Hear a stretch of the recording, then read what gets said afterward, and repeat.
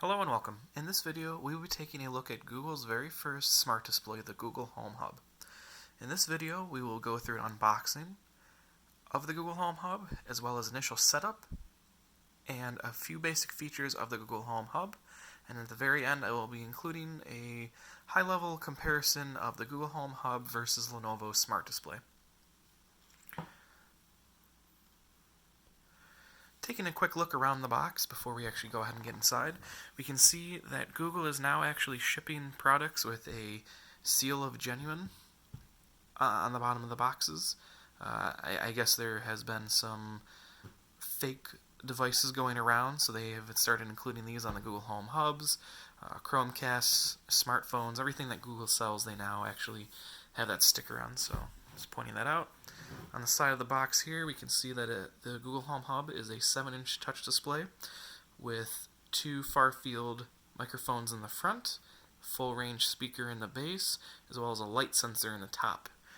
This model, compared to the other smart displays, does not have a camera in it. Google said they made that decision to make it feel a little less intrusive for people that may want to put a smart display in their bedroom or other places that could be seen as private to them. On the box, very similar to the Pixel 3 box, you have a very bright green with some just high-level information about the device, and then a couple commands and some products that go with it. Okay, so let's go ahead and take a look inside the box.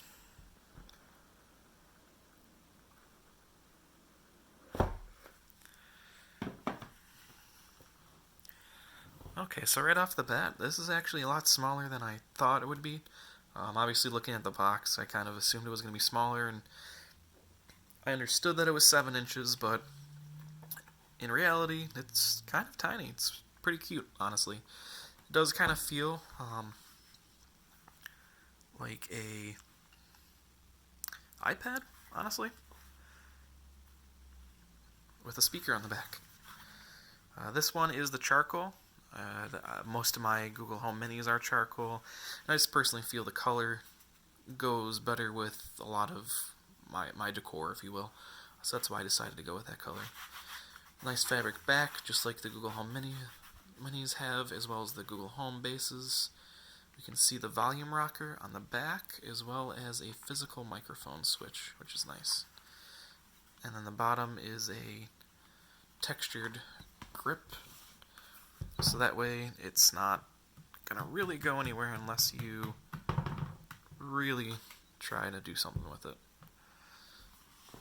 Okay.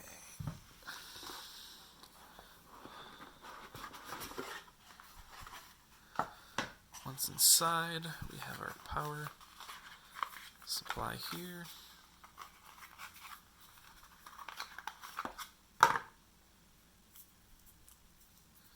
A little disappointed that it's not some kind of USB connector, preferably USB-C. It'd be nice to be able to just use my own USB power instead of having to run another power adapter, but it is what it is. So we have that. Getting started manual. And that appears to be it. This is just paper. So the packaging's really nice and sturdy, which is always nice.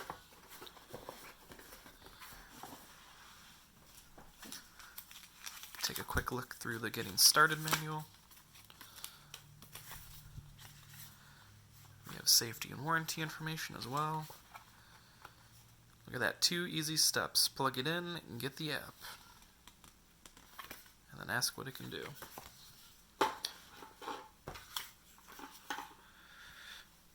Okay, so let's go ahead and take the protective cover off.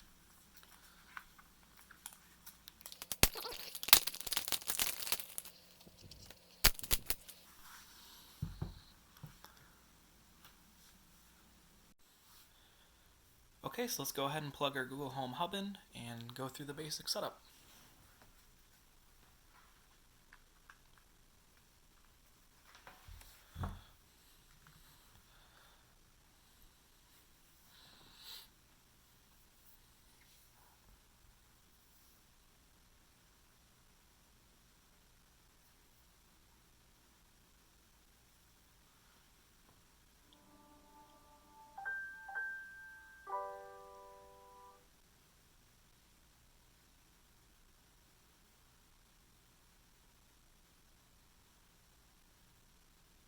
Welcome to Google Home. To get started, download the Google Home app on a phone or tablet. Okay, so for me, I already use Google Home, so I already have the app installed and set up. So we're just going to go ahead, go in here, and let's lower the brightness a little. Okay, so we can see right here that I've actually has already discovered the new Google Home Hub, so I can just click on here and click on Setup.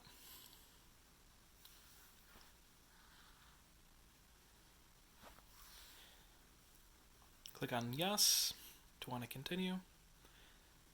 This is going to take a moment. The phone right now is directly connecting to the hub. We can see the setup pins already on the hub, so we're just waiting another moment for the phone to finish connecting. We'll verify here that the pin is the same on both the hub and the phone, so we'll click Yes. You can either opt in to send analytics to Google or not. It's kind of up to you. For now, I still send them. I probably won't in the future, but again, that's up to you. You then pick which room you want to put it in. We'll say bedroom, next. Pick the wireless network to connect to, and next.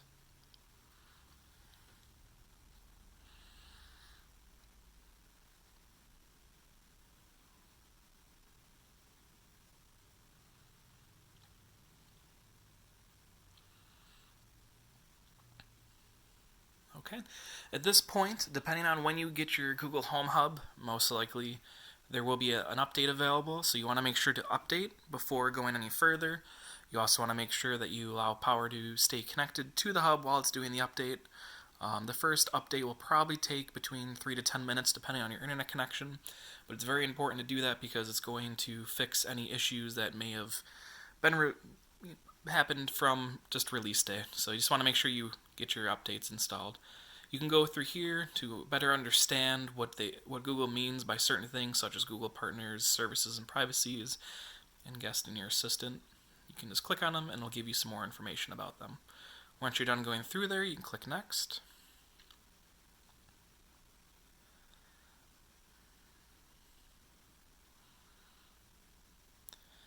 If you want to go down the path of using the Google Assistant's ability to recognize your voice, then you need to go through and set it up if you have yet to do so. Otherwise, if you already do it, you can just agree. And going through this process, it will recognize that you have already set up and gone through the training process. So it'll essentially just sync that training to this Google Home Hub. Confirm your address. Confirm any services that you want to tie to it for music. For me, I just use YouTube Music and Google Play Music. I don't have Spotify or Pandora. Same with... So once you're done with that, you will pick your default music player. For me, I always use Google Play Music. I'm not a big fan of YouTube Music personally, so that's kind of your own personal preference there. If you have any video services to add, such as HBO or CBS, you can go ahead and add them in now. I don't. This is the part where you can set up Duo, audio calling. Because the Home Hub does not have a camera in it, you can only do audio calling, unlike the Lenovo display, which has the camera built into it, which does allow you to do the video calling. So you can still set up audio calling from your Google Home Hub, which is kind of nice, if you choose so.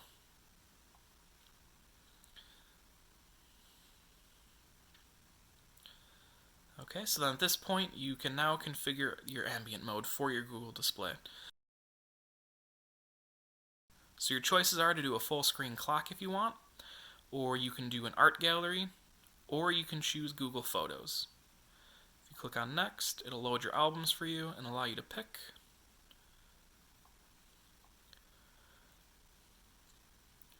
At this point, you can add a payment service to your Google account if you want. This allows you to directly do purchases through Google Express or order food or call a rideshare. You don't have to do this, it's not a requirement, but if you want to, this is the part where you would do it. Afterwards, you can verify all your settings and then click Continue. On here, this is just explaining the ambient EQ light sensor, which is at the top right here. Again, that is not a camera, that is a light sensor.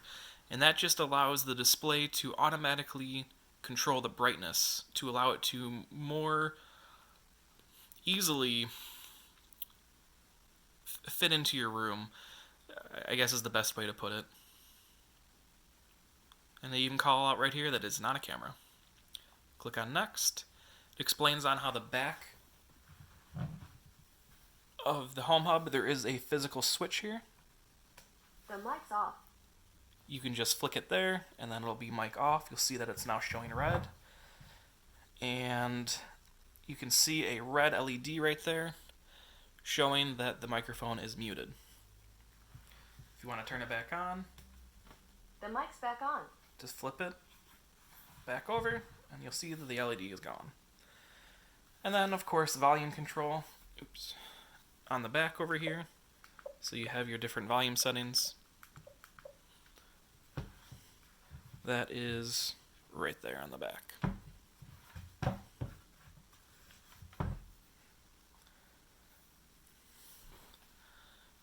Okay, you can click continue, and then that should be all set up to go. So now if we just click finish setup. Welcome to your Google Home Hub. It has the Google Assistant built in, Hi, how can I help? so you can use your voice to get help at a glance. Check it out. Jumpstart your day with a personalized routine. Just say, "Hey Google, good morning." For the weather, your calendar, reminders, and more. Your commute to work is 20 minutes by car. Simply tap to see your home screen, where you can get useful info about your day, check out videos and recipes, and explore all the things your assistant can do. Have a question? Just ask for help from Google or YouTube. Hey Google, show me how to cut a pineapple. Okay, playing on YouTube. Now you can see and control all of your devices from a single dashboard. Just swipe down from the top of the screen for Home View, where you can see the status of your home, view devices in each room, and adjust the lights, pause the TV, and monitor cameras, like the Nest Hello Video doorbell. Hey Google, show me the front door. Unwind in the evening with your favorite songs and videos from YouTube Music. Hey Google, play Dua Lipa. Swipe up from the bottom of the screen to adjust volume or brightness, or use the volume buttons behind the right side of the display.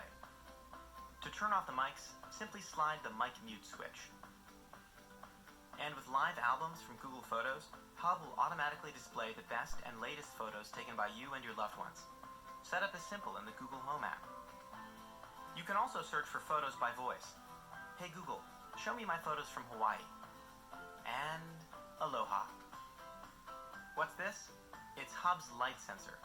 It allows Hub to automatically match the colors and lighting in any room, so photos on Hub blend in with your home. And when it's time for bed, Hub knows to dim for a good night's sleep. Remember, if you ever want to learn more, just say, "Hey Google, what can you do?" Ready to give Hub a try? Swipe from the left edge of the screen to exit and get started.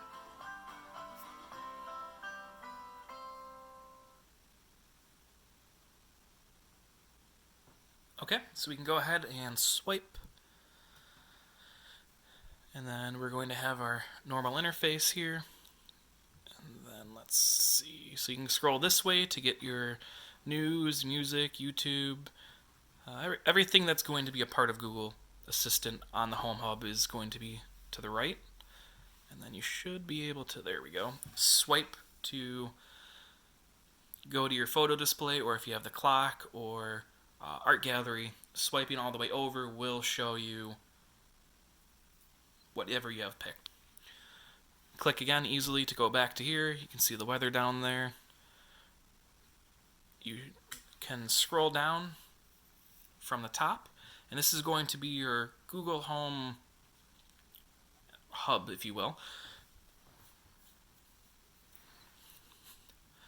And this allows you to control the room's smart devices in there. So because I marked this as the bedroom device, it's going to give me access to any of the smart devices in that room automatically by default. So I can easily just turn the lights on in the bedroom or off without even having to really go anywhere, which is nice.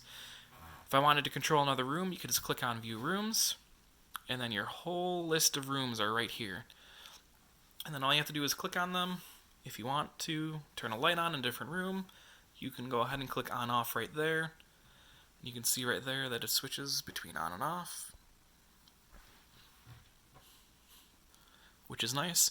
If you scroll out or swipe out, it's going to go back one, so it's not going to take you all the way back to the home, which is something that is well thought out. A lot of times things like this just kind of don't make logical sense, so I'm kind of glad that they put some thought into this at least.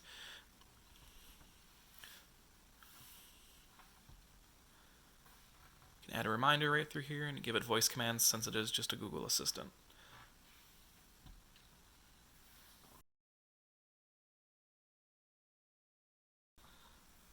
Okay, so now that we went over the basic setup and features of the Google Home Hub, I do want to do a little comparison between the Google Home Hub and the Lenovo Smart Display.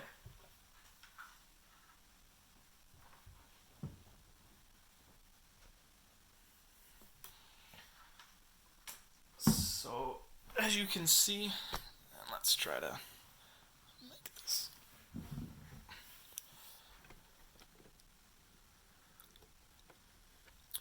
The Home Hub and the Lenovo Smart Display are really different. This is the 7-inch model. It's the only option you have with the Home Hub. This is the 10-inch model, so it is a lot bigger. It's kind of funny having them side by side like this. Both are doing the same kind of photo album display.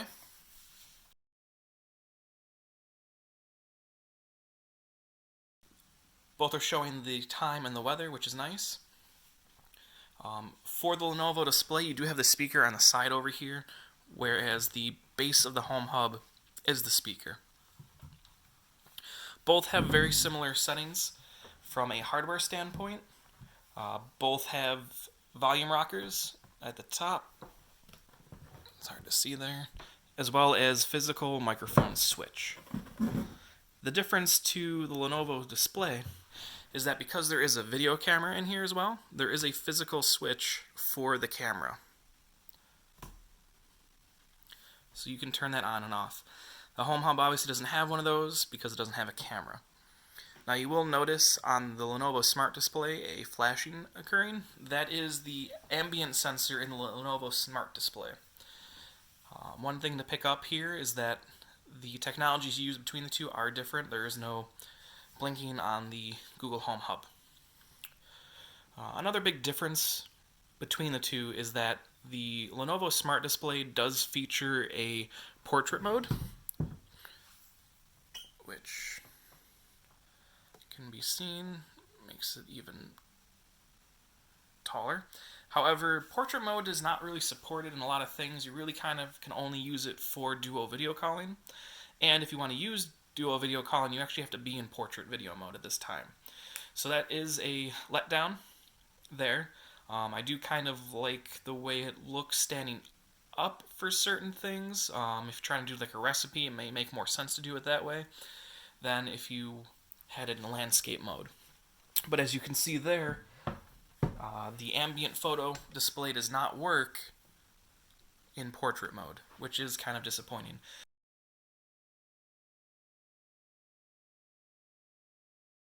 So recently Lenovo released a few updates to the Smart Display, one being the ambient photo album, which is a nice feature that was released a week or two ago, and they have also begun rolling out the same hub interface that you can see on Google Home Hub. This was something that was released probably within the last few days globally, so that is a nice feature. It interacts the same way as Home Hub does, so you can go through, click on View Rooms,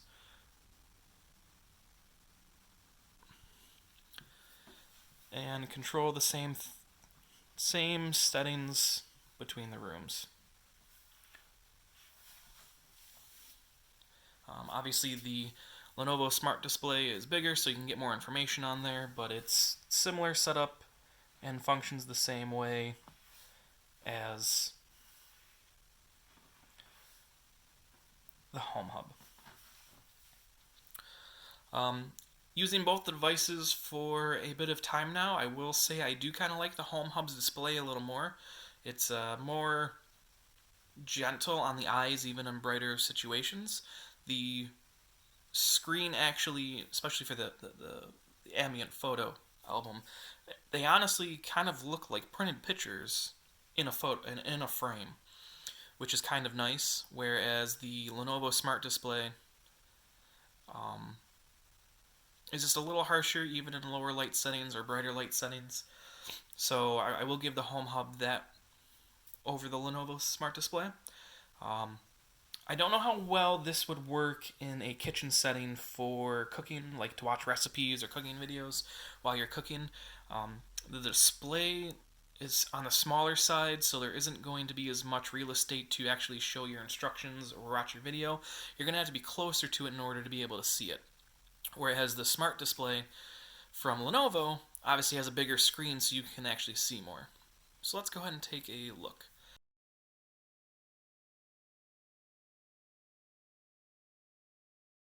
Sure, here are some recipes. We'll pick one here. And then let's mute this microphone. The mic's off.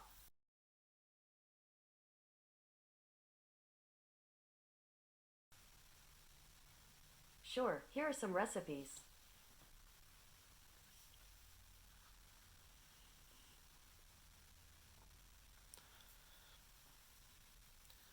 So right off the bat, you can definitely see the difference between the two screen sizes. It's not necessarily the end of the world, but it's something you're going to have to take into consideration when considering them between the different displays. There are 13 ingredients. You can ask for the next ingredient or skip to the instructions. The first ingredient is 4 skinless, boneless chicken breast halves.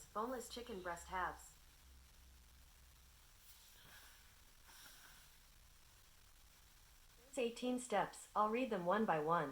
When you're ready to hear more, you can say, next step.